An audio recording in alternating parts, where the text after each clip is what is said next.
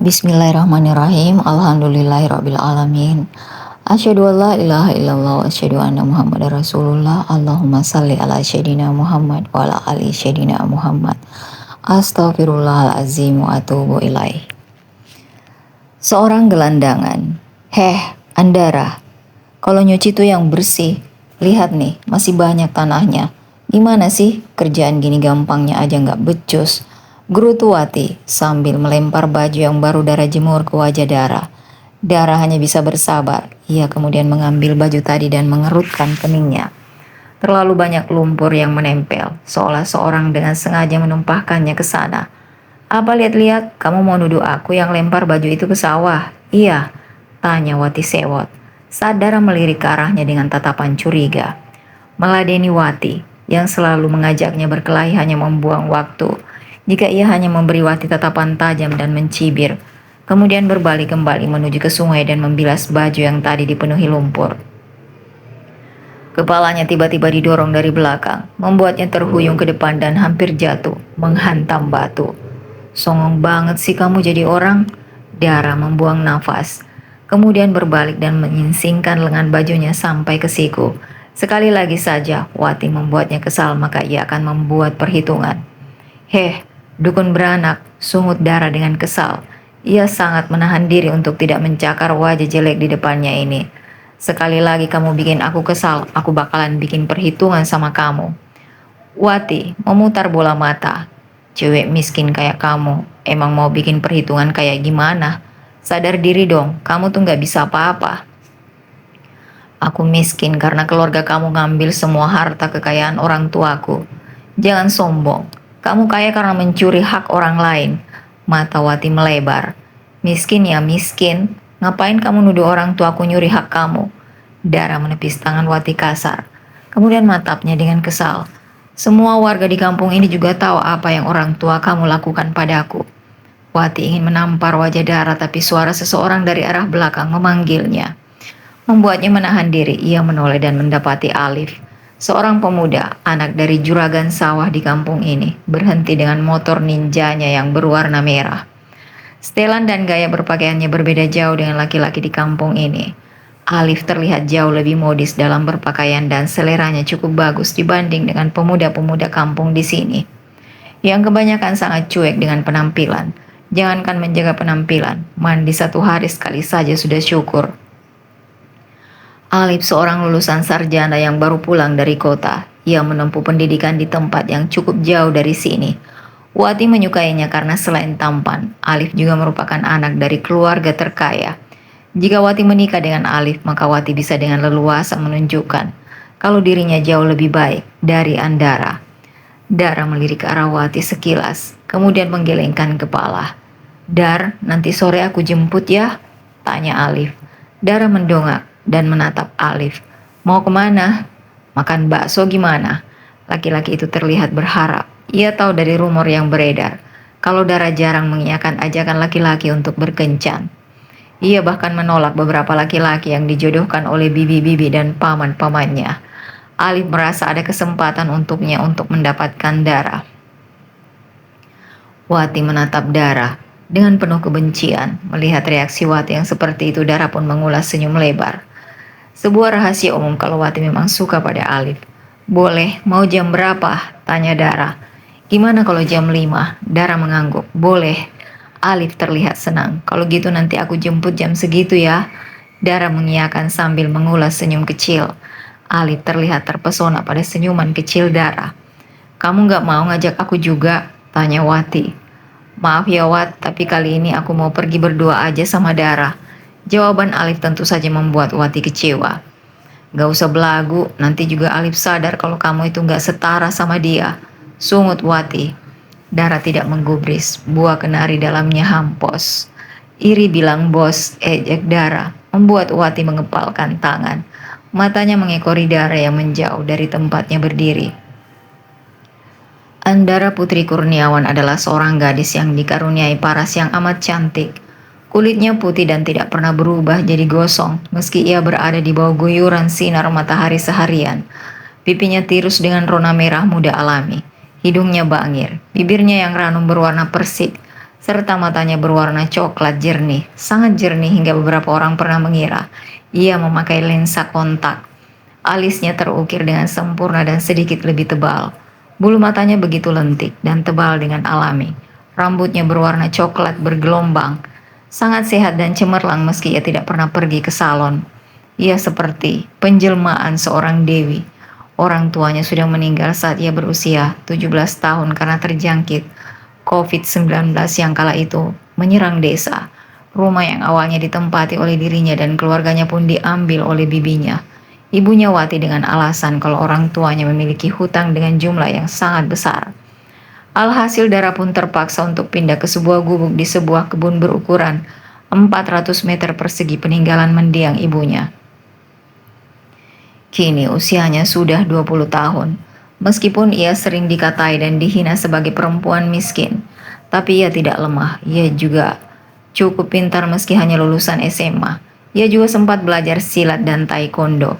Jadi beberapa orang yang pernah mencoba berniat jahat padanya yang wajahnya cantik, yang berwajah cantik dan tinggal sendirian pun terkena batunya.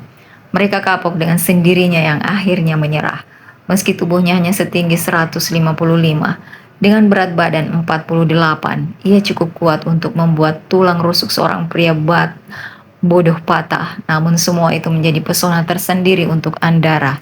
Ia tampak lemah tapi tidak mudah ditindas, tampak lugu dan bodoh tapi sebenarnya juga cukup cerdas. Hatinya sangat baik, ia bahkan sering membantu orang-orang di sekitarnya. Saudara-saudaranya yang lain beberapa kali mencoba menjodohkannya dengan laki-laki kaya. Baik itu laki-laki tua maupun muda, namun Dara sendiri belum memiliki keinginan untuk menikah. Meski beberapa temannya bahkan sudah menggendong bayi, rasanya ia belum menemukan apa yang ia cari pada diri seorang laki-laki. Jadi ia menolak, bahkan tak peduli jika penolakannya berujung pada kemarahan bibi dan pamannya. Gubuk yang Andara tinggali awalnya merupakan gudang pupuk kandang milik keluarganya. Lalu ia pun mengubahnya sedikit, menambahkan kamar, dapur dan juga balai untuk menerima tamu di dalam maupun di luar rumah. Ia cukup nyaman tinggal di sana apalagi keadaan cukup hening saat malam karena gubuknya berada di jalan keluar masuk hutan.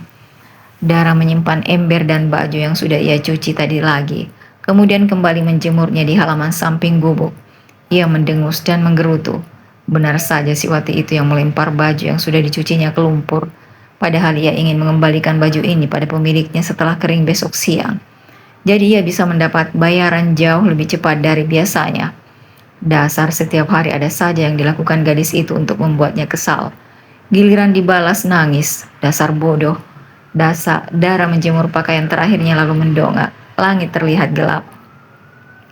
Di sisi lain seorang lelaki tampan yang tengah mengudara terlihat cukup panik. Tangannya memegang kendali pesawat. Ia terus berteriak, "Mayday, Mayday, Bima Sakti A27 loss of aircraft control. Mayday, Mayday," seru lelaki itu sambil berusaha untuk tetap menyeimbangkan helikopter yang dikendarainya. Tak ada jawaban dari menara pengawas, seolah komunikasi dua arah mereka terputus. Terjadi kerusakan di rotor ekor helikopter. Ia kehilangan kendali hingga helikopter yang dikendarinya jatuh dan melenceng jauh dari jalur yang telah ditentukan sebelumnya. Ia melihat ke bawah, tidak ada lautan, hanya ada hutan dan pepohonan sejauh mata memandang.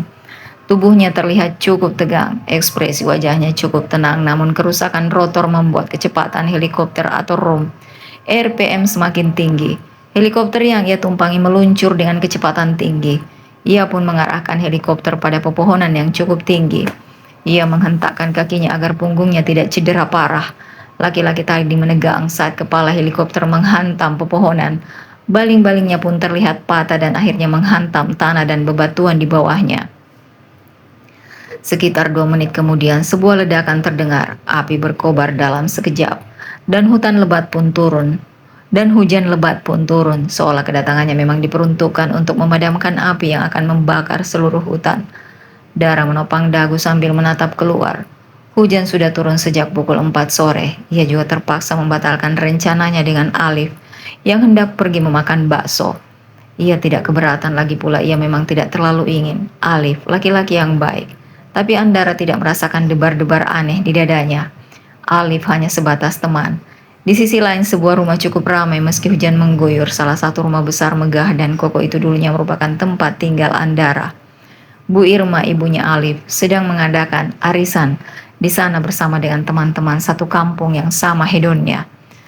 Bu Irma, dengar-dengar Alif mau tinggal di sini dan ngurus persawahan punya Pak Udin ya? Bu Irma menoleh pada Bu Vita. Di sebelahnya sambil menatap penasaran, bagaimana tidak. Tidak hanya satu yang mengharapkan mereka bisa menjadi besan dari orang paling kaya di kampung itu. Namun daripada terpikat pada anak-anak yang keluarganya cukup berada, Alif justru terpikat pada anak yatim piatu yang miskin bernama Andara. Iya, katanya mau tinggal dan cari calon istri di sini aja. Aduh, anak saya juga masih gadis, Bu. Cantik lagi. Cocoklah sama Nak Alif. Ia kemudian mengambil gelas, kemudian matanya melirik ke arah gadis cantik anak dari Bu Sisri, pemilik rumah yang mengadakan acara arisan. Akan bagus kalau Alif menikah dengan Wati. Dia bilang sama saya kemarin katanya mau mempersunting Andara. Maksud ibu, Andara yang tinggal di gubuk kecil itu? Enggak boleh, seru Wati, membuat semua perhatian teralih padanya. Kenapa enggak boleh? Lagian Andara cantik kok. Dia cuma cantik, tapi dia bukan perempuan yang baik. Dia miskin. Sehari-hari cuma kerja di kebun kecilnya. Dari mana dia punya uang buat memenuhi kebutuhan sehari-hari? Dia pasti udah banyak memasukkan laki-laki ke rumahnya. Perkataan Wati sungguh berbahaya, namun beberapa yang tidak memikirkan kembali perkataan Wati sekonyong-konyong percaya. Iya juga ya, hasil dari berkebun sepetak kecil itu emang gak mungkin mencukupi kebutuhan dia sehari-hari. Gak aneh sih kalau dia juga jual diri. Ya gak apa-apa lah, asal jangan jual diri ke suami kita-kita. Tapi gimana kalau kampung kita kena getahnya? Bu Irma lebih baik sarankan pada Alif untuk memikirkan kembali keinginannya mempersunting darah. Bu Irnya hanya mengangguk pelan. Iya, benar apa yang kalian bilang. Saya pasti akan menyuruh Alif berpikir ulang. Sementara itu pagi-pagi sekali, Andara sudah bangun. Ia hendak memanen sayuran di ladang depan rumahnya. Meski tidak banyak, ia hidup dengan sangat berhemat. Saat tidak memiliki sayuran untuk dijual, maka ia akan bekerja mencuci pakaian para tetangga. Baginya tidak masalah selama ia bisa mengisi perutnya. Ia memotong dan mencabut satu persatu batang sawi putih. Memasukkannya ke dalam kantong super dan tersenyum lebar. Mendapati 2 kantong super berisi 40 kg sawi putih, ia akan menjualnya pada bandar sayur terdekat. Langkah kaki yang menghampirinya membuat Andara mendongak. Ia memutar bola mata malas saat mendapati Wati berdiri depannya. Kali ini Wati memakai rok merah selutut. Ngapain kesini? Mau sedekah ngasih makanan ke anak yatim, sedekahkan kan? Tanya Wati. Tumben, aku itu sebenarnya baik, kamu aja yang gak tahu, ujarnya dengan bangga. Kemudian ia menyodorkan kantong berisi sebuah kotak makan styrofoam. Andara mengambil kantong makanan tersebut. Hidungnya juga sedikit mengerut saat mencium aroma tidak sedap. Dengan cepat Andara menyadari apa yang dilakukan Wati. Kenapa? Kamu gak suka makanan basi? Ya elah, orang miskin aja pilih-pilih, sadar diri. Makanan basi aja udah bagus buat kamu. Terima aja, dengan gitu kamu kan gak perlu jual diri. Ia membuka kotak styrofoam tadi. Membuat makanan basi yang sudah sangat bau dan menjijikan itu terlihat tercium jelas. Lalu Andara pun mendaratkannya di wajah Wati. Kayaknya mulut kamu lebih pantas buat makanan basi kayak gini. Wati tercengang, kemudian memekik jijik. Duh, seneng banget ya dapat makanan basi, sampai jingkrak-jingkrak begitu. Andara, apa? Sungut Andara kesal. Awas kamu, Andara yang diancam hanya mengendikan bahu. Makanya jadi orang tuh jangan bego, gerutunya sambil kembali mengikat kantong super berisi sawi. Hujan deras mengguyur desa malam itu. Sudah 4 hari hujan terus mengguyur sejak sore. Seorang laki-laki dengan pakaian kotor dan robek di beberapa bagian terlihat terseok-seok menyerit langkah kakinya yang terluka cukup parah. Ia terguling saat kakinya tak sengaja menendang sebuah pohon yang terjatuh karena angin. Ia mengerang, meringis, menahan sakit. Hujan membuat pandangannya terganggu. Ia meraba perutnya yang juga keroncongan. Sudah beberapa hari ia tidak makan. Ia meminum air dari aliran sungai gunung. Saat ia hampir kehilangan harapan, ia tiba-tiba sampai di tepi hutan. Matanya melihat sebuah cahaya dari sebuah gubuk yang terpisah beberapa puluh meter dari rumah lainnya. Ia menelan salivah, tenggorokannya terasa sakit dan perih. Mungkin ia bisa mengetuk gubuk itu. Dengan langkah lebar ia seret-seret laki-laki itu pun sampai di depan gubuk itu. Wajahnya yang kotor pias dan beberapa luka. yang masih terbuka akibat pendaratan darurat yang dilakukannya beberapa hari yang lalu. Suara ketukan, tidak lebih tepatnya gedoran di pintu membuat Andara mengerutkan kening. Dor, dor, dor, brak, brak, brak. Astaga, Andara ingin menggeplak kepala siapapun yang ada di balik pintu ini. Aduh, siapa sih? Mata Andara terbelalak hampir berteriak karena ia pikir hantu bertubuh jangkung muncul secara tiba-tiba di hadapannya karena hujan. Untung saja ia masih tetap waras untuk sadar kalau yang berdiri depannya adalah seorang laki-laki, bukan makhluk halus. Bukan hanya itu, penampilannya begitu berantakan. Baju yang dipakainya bahkan compang-camping di sana-sini. Tidak lucu kan kalau ternyata laki-laki ini orang gila dan salah memilih gubuk.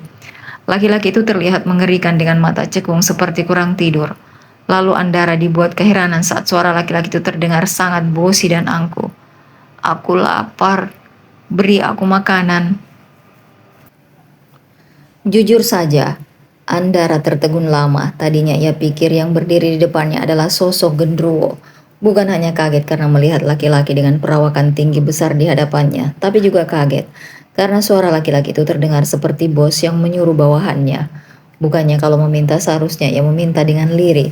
Hujan semakin deras, ingin membuatnya lebih parah. Angin membuatnya lebih parah karena bertiup ke arah pintu. Aduh, masuk dulu deh, seru Dara sambil membuka lebar pintunya.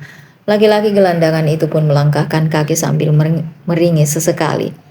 Dara mengutuk dirinya sendiri dalam hati. Jika saja tidak hujan, maka ia pasti akan memberi makan laki-laki itu di luar rumah. Pencahayaan temaram dari lampu semprot dan petromak membuat Dara bisa melihat wajah laki-laki itu. Walau cemong dan terluka di sana-sini, wajahnya terlihat lumayan. Dasar gila. Kamu siapa? Aku kayaknya belum pernah lihat kamu di sekitar sini, kata Dara, membuat laki-laki itu mendongak dengan wajah galak. Membuat Dara ingin menghajar wajahnya. Kenapa dia jadi melototi Dara? Ah, apa karena lapar? Orang biasanya bisa berubah menjadi gorila saat perut keroncongan. Oke, mau makan kan? Laki-laki itu menganggukkan kepala sekali. Pantas saja raut wajahnya galak. Ternyata laki-laki itu kelaparan. Suatu titik di dalam hati Andara berteriak, menyuruh untuk merasa sedikit iba pada laki-laki itu dengan memberinya pakaian yang masih layak dipakai.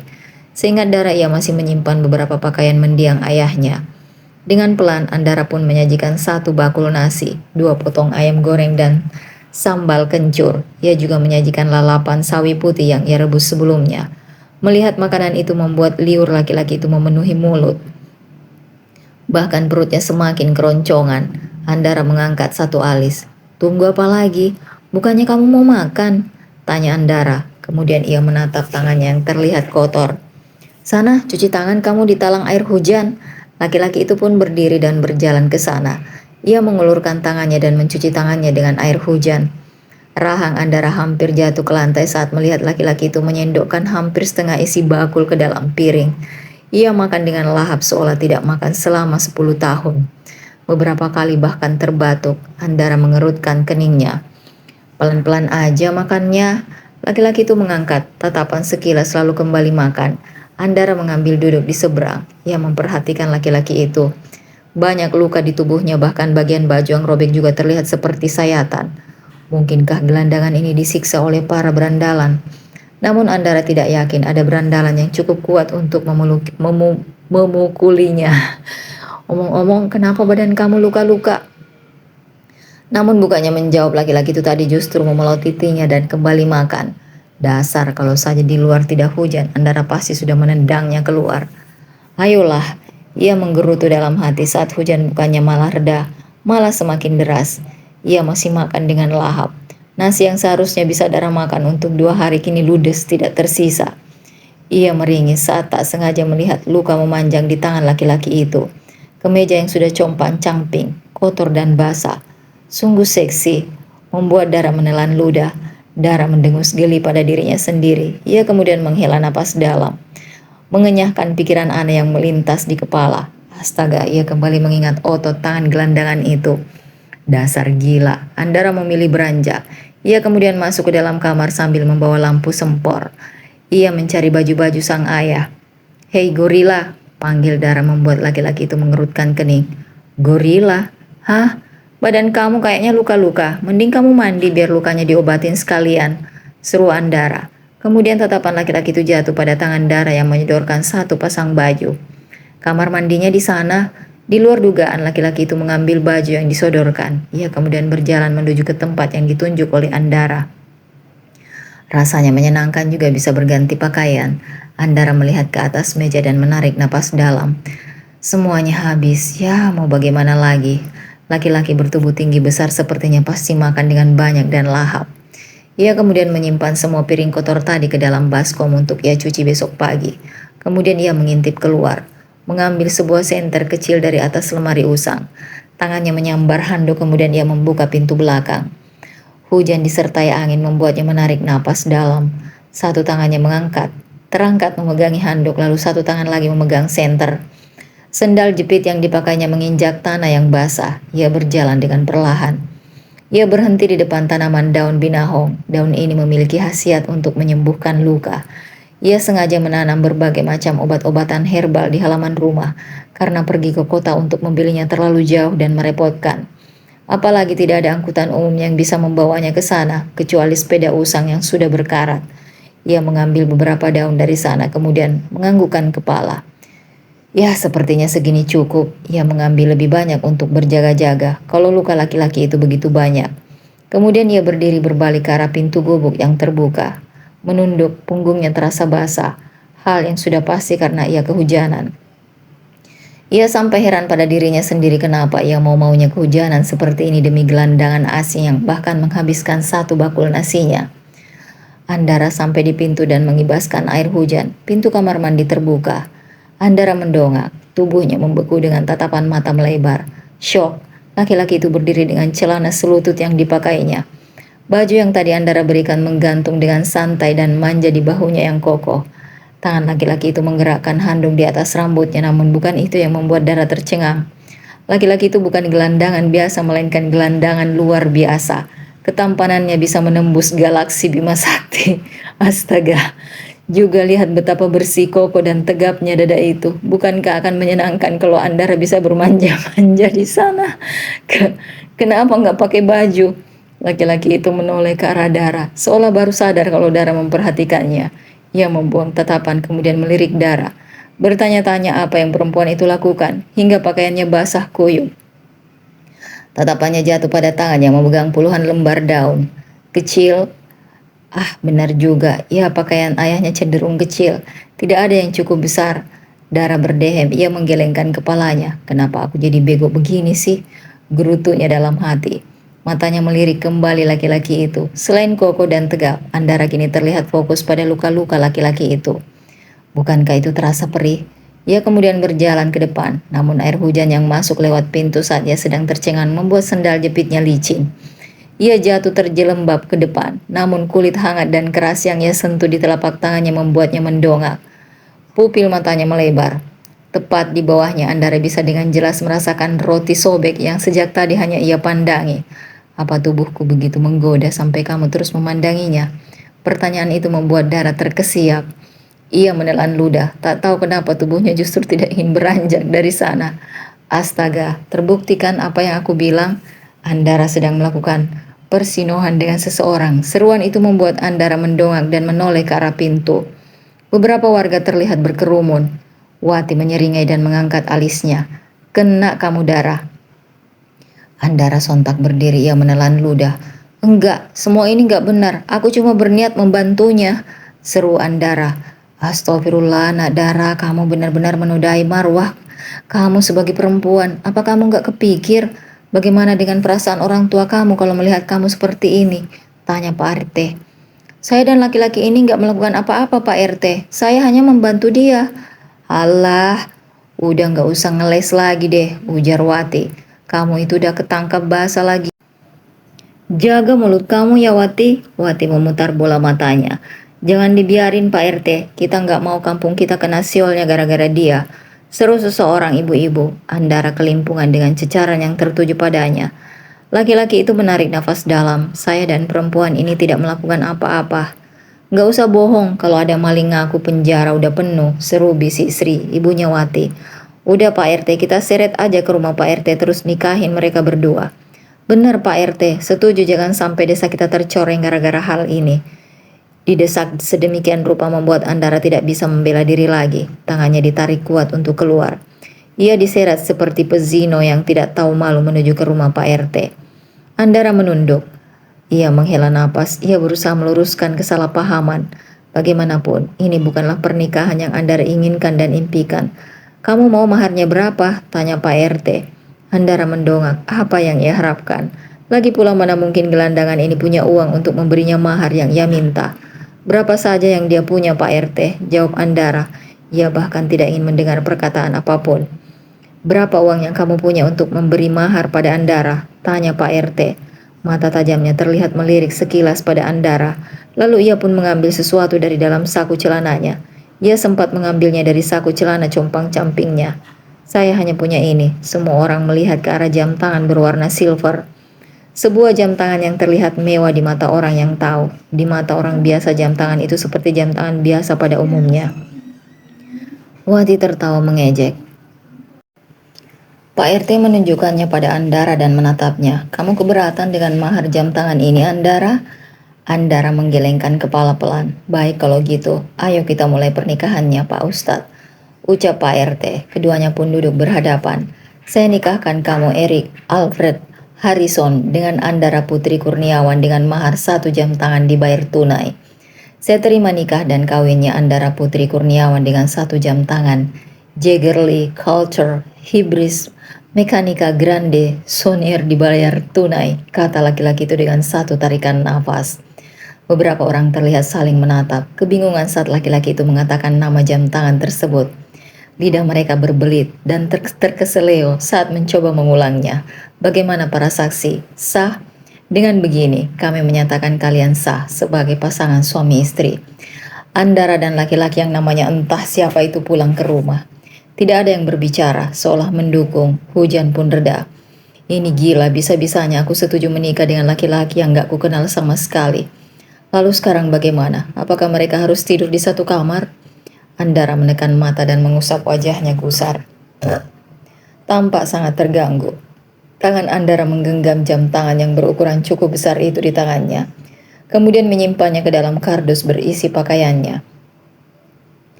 Ia berjalan keluar dan mendapati laki-laki itu meringis.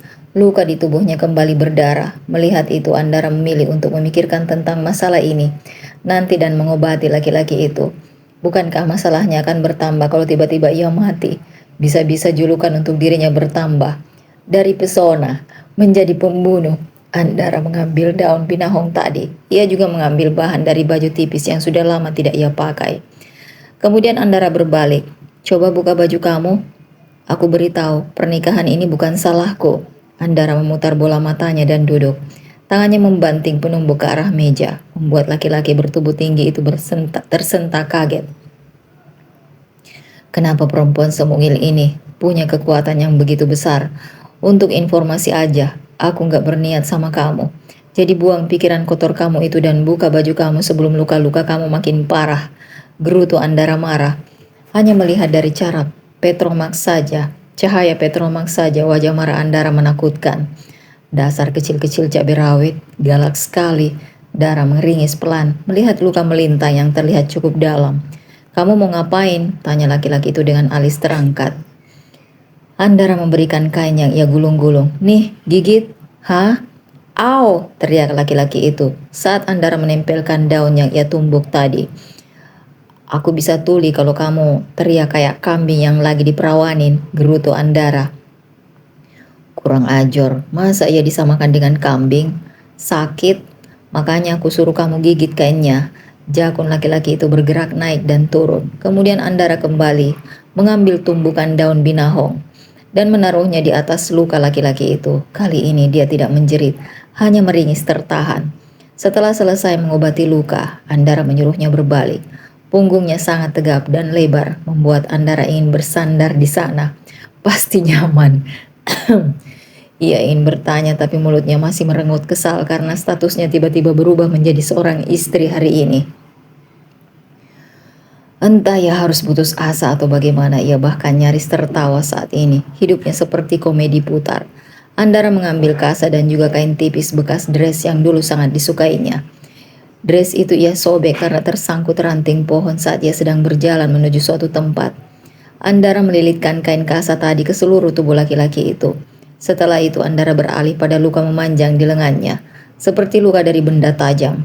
Untuk sesaat yang berlangsung sangat lama, Andara tenggelam dalam mata sehitam jelaga, mencari dasarnya tapi tidak ia temukan. Seolah tersadar, Andara pun mengerjapkan matanya. Kekesalannya mulai luruh. Aku tahu, laki-laki itu mengerjap kemudian menurunkan kain yang ia gigit. Tahu apa? Tahu kalau kamu nggak salah, kata Andara sambil fokus mengobati luka-luka. Saking fokusnya Andara tidak sadar kalau laki-laki itu menatapnya dengan sedikit terguncang. Bukan salahnya, untuk pertama kalinya ada seseorang yang tidak menyalahkannya saat keadaan tidak berjalan seperti yang diinginkan. Entah kenapa, perkataan sederhana itu membuatnya termenung. Awalnya ia tidak percaya ada perempuan yang dengan bodohnya membukakan pintu dan membiarkan orang asing masuk. Namun ia melihat sesuatu yang berbeda, meskipun keadaan berjalan tidak sesuai harapan. Erik, guman laki-laki itu membuat Andara mendongak heran. Namaku Erik. Erik, itu bukan nama laki-laki pedesaan. Ya, Erik memang bukan berasal dari desa. Selesai, ujar perempuan itu. Erik tidak tahu apa yang ia berikan untuk tempelkan di lukanya. Namun Erik tahu kalau itu adalah obat. Perempuan berwajah manis ini tidak mungkin berniat membunuhnya. Omong-omong, kenapa kamu bisa terluka kayak gini? Namun belum sempat menjawab, Andara menatapnya dengan tatapan sedih. Kamu dipukulin sama para berandalan ya? Dipukuli? Yang benar saja. Mana ada orang yang cukup berani memukuli laki-laki berwajah seram sepertinya. Badan doang yang gede tapi lemah. Entah Erik harus tertawa atau menangis sekarang. Perempuan ini benar-benar salah paham tentangnya. Ya udah, berhubung sekarang kita ini suami istri, panggil aja aku sayang, ujar Andara terlihat legowo dengan keadaan.